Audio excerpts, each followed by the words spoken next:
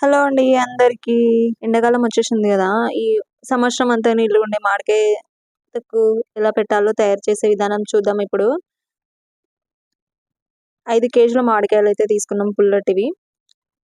నీళ్ళలో వేసి కడుక్కున్న తర్వాత తీసి పక్కకెట్టుకొని, ఆరిన తర్వాత మళ్ళీ చిన్న చిన్న ముక్కలుగా కట్ జేసుకోవాలి. 4 ముక్కలు కట్ జేసుకొని పక్కకెట్టుకోవాలి అవి గూడంగా. పక్కకెట్టుకున్న తర్వాత దాంట్లోకి సరిపోయేంత కారం పొడి వేసుకొని కలుపుకోవాలి. మేమైతే ఒక 5 కేజీలకి ఒక 3 గ్లాసులైతే కారం పొడి వేసుకుంటున్నాము. తర్వాత ఒక గ్లాసు ఆవపిండి పోసుకుంటున్నాము. మెంతుల పొడి గూడంగా అట్లాగే.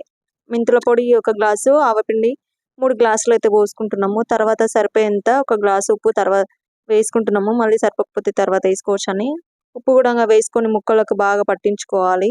మొత్తం ముక్కకి బాగా పట్టేంత వరకి బాగా కలుపుకోవాలి. కలుపుకున్న తర్వాత అట్లాగే కొంచెం బాగుంటుందండి. మధ్య మధ్యలో తినేటప్పుడు బాగుంటుందండి. శనగలు కూడా ఒక గ్లాస్ వేసుకుంటున్నాము. ఆప్షనల్, మీ ఇష్టం ఉంటే వేసుకోండి, లేకపోతే లేదు.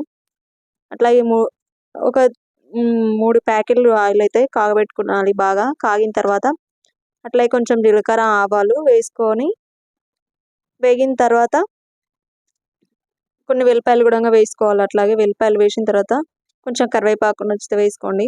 కరివేపాకు 2, 3 మిరపకాయలు కూడా వేసుకొని అట్లాగే వేగిన తర్వాత మంచిగా ఆరబెట్టుకోవాలి.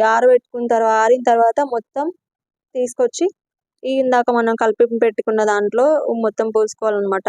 ఆవాలు, జీలకర్ర మొత్తం అడుగుకు ఉండిపోయినాయి అన్నమాట. తర్వాత వేసుకొని మొత్తం కలిసిపోయేంత వరకు కలుపుకోవాలి.